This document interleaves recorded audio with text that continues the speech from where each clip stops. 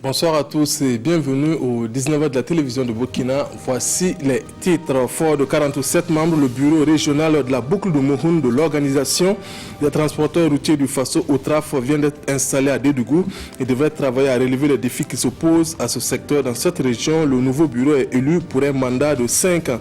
Et puis l'équipe de Yamba face à celle de Bouanga. Voici l'affiche de la finale de la circonscription d'éducation de base de Yamba. Cette activité a eu lieu dans le cadre de la journée sportive et culturelle organisée dans cette circonscription. De la danse traditionnelle, du cyclisme et autres courses étaient aussi au programme de ces festivités. Les transporteurs routiers de la boucle de Mouhoun ont un nouvel organe dirigeant. Il s'agit du bureau régional de l'organisation des transporteurs routiers du Faso OTRAF, installé ce jeudi à Dédougou. Fort de 47 membres, il est dirigé par Karim Diarra pour un mandat de 5 ans. Il devrait travailler à relever les défis qui se posent à ce secteur dans cette région. Reportage Yves Rwamba et Christophe Traoré.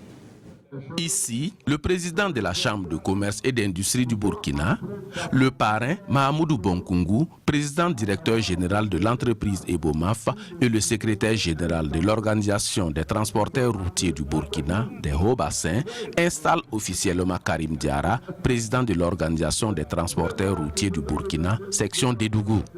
Cette installation devrait permettre aux nouvelles entrants de donner un autre élan à l'organisation. Et il y a eu des erreurs, des mésententes. Si EDI ne se donne pas la main, il brime le reste de la population et nous autres qui sommes à l'extérieur. Ils nous mettent mal à l'aise pour venir à leur cérémonie. Donc je souhaite, et je pense même qu'il faut qu'ils s'entendent, il n'y a pas d'autre solution.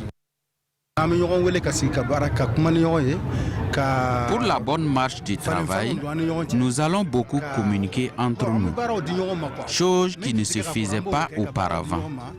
Je vais m'atteler à organiser des formations au profit des transporteurs pour qu'ils comprennent les rouages du transport.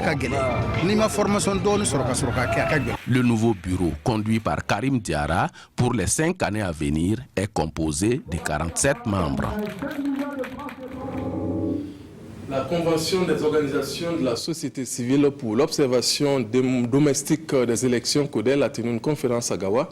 Elle a porté sur le suivi citoyen des politiques publiques, bilan des 3 ans du PNDS au sud-ouest, le contrôle citoyen et l'utilisation du présimètre étaient au nombre des différents thèmes abordés lors de cette conférence. Le compte rendu de Alassane Bani et Abouaka Traoré. Environ 49%, c'est le taux de réalisation du PNDS par les collectivités locales de la région du Sud-Ouest de 2016 à 2018. C'est ce qui ressort de la communication sur l'état des lieux de la mise en œuvre du plan national de développement économique et social dans cette région. Durant les 3 premières années, on se retrouve avec un taux de réalisation physique d'environ 49% et un taux de réalisation financier d'un peu plus de 51%. Pour permettre aux acteurs de la société civile de suivre de façon efficiente la mise en œuvre des engagements du président Roch Kaboré, 2 communications leur seront livrées à cette conférence régionale de Gawa sur le suivi citoyen des politiques publiques organisées par la CODEL. Il s'agit d'une communication sur le contrôle citoyen et d'une autre sur l'utilisation du présimètre, une plateforme de veille citoyenne pour l'imputabilité politique et la redevabilité socio-économique. À l'orée des prochaines échéances, il était important pour la CODEL d'abord de recueillir directement sur le terrain les appréciations des citoyens, parce qu'après avoir évalué le présimètre, il y a quand même un certain nombre de failles, d'insuffisances qu'il fallait combler, et c'est sur ces insuffisances que nous sommes en train de travailler, voir si l'instrument que nous avons mis en place fonctionne bien, est-ce qu'il est compris par les citoyens pour qu'ils y adhèrent. Et également, nous profitons pour leur rappeler que les 2 années qui restent doivent être également bien suivies, parce que ce serait la période de toutes les confusions possibles. La Convention des organisations de la société civile pour l'observation domestique des élections CODEL est née en juillet 2015. Elle œuvre pour la consolidation de la démocratie et la bonne gouvernance au Burkina.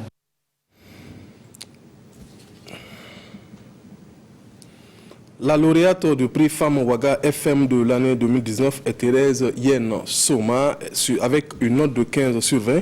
Elle a été distinguée pour la promotion de la non-violence en milieu scolaire à travers un concept de communication.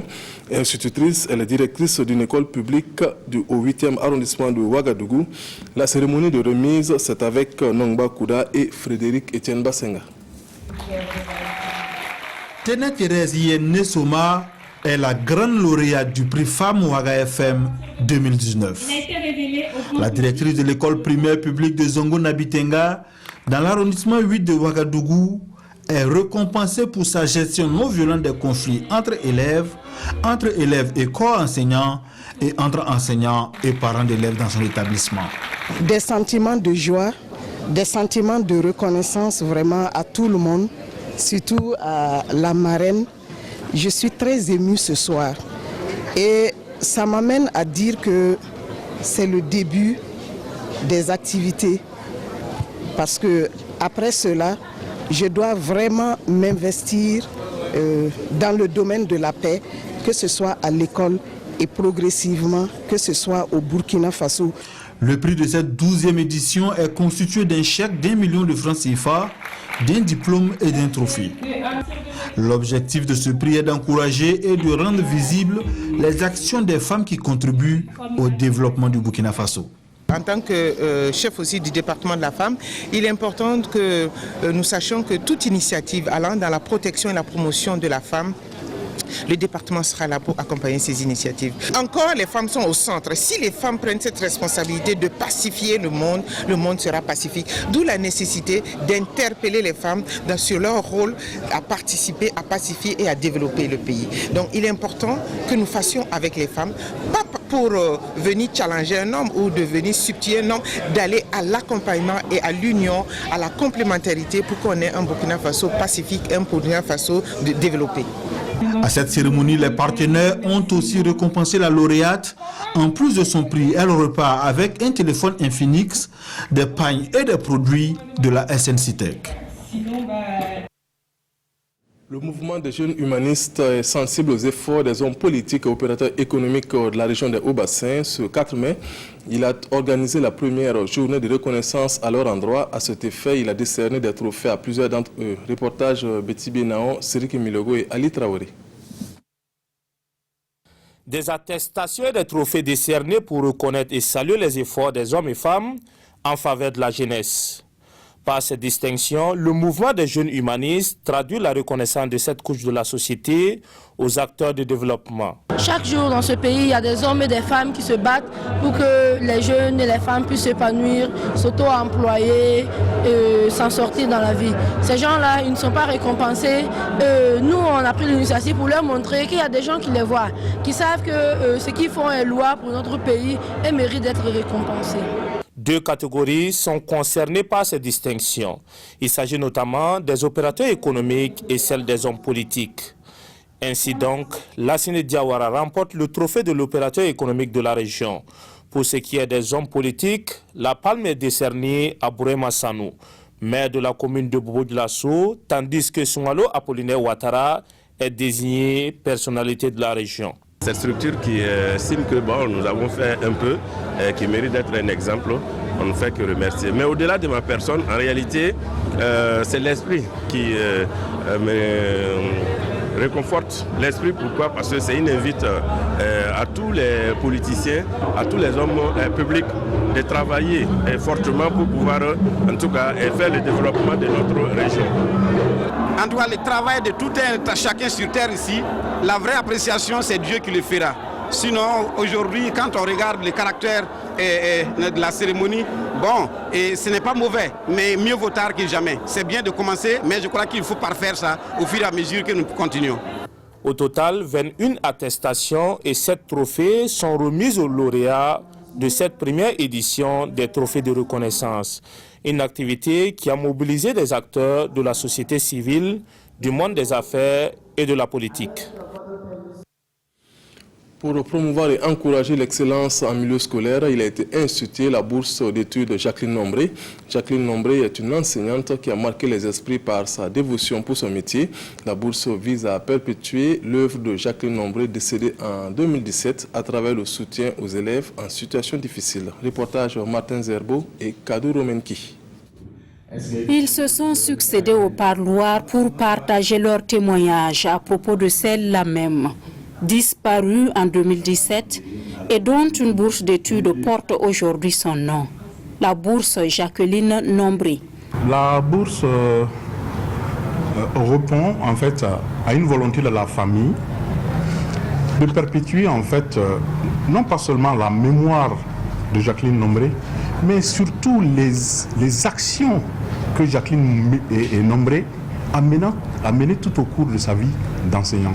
Une bourse qui se veut solidaire et charitable au profit des élèves méritants de la classe de CM2 issus des écoles publiques de la ville de Sia. Alors donc on va les accompagner jusqu'au premier cycle, jusqu'à la fin du premier cycle. C'est-à-dire que s'il y a un enfant à une bourse, on l'accompagne jusqu'à la fin du premier cycle. Ça veut dire que chaque année, et pour les besoins des études de l'enfant, il recevra 50 000. Voilà. Et ça, c'est 50 000 par boursier, hein, c'est tous les boursiers qui vont recevoir ça. Mais au-delà de l'accompagnement des pécuniers, nous allons aussi en fait les accompagner, les encadrer en fait pour, j'allais dire, toute chose qui peut leur permettre en fait de bien s'intégrer dans la vie. Pour un début, au moins 2 bourses d'études seront octroyées cette année. Selon les organisateurs de l'événement, ce nombre pourrait s'augmenter au fil des années et pourquoi pas aboutir à la création d'une fondation Jacqueline Nombré. La circonscription d'éducation de base de Yamba a organisé sa journée culturelle et sportive. À l'occasion, la finale de la Coupe de la SEB a opposé Yamba à Bouanga, remporté par le premier de la danse traditionnelle du cyclisme et haute course d'athlétisme ont marqué cette journée. Aimé Douamba et Ibrahim Sanou.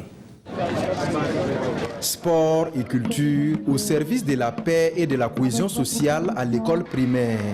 C'est ce thème qui anime cette journée dédiée au sport et à la culture dans la circonscription d'éducation de base de Yamba.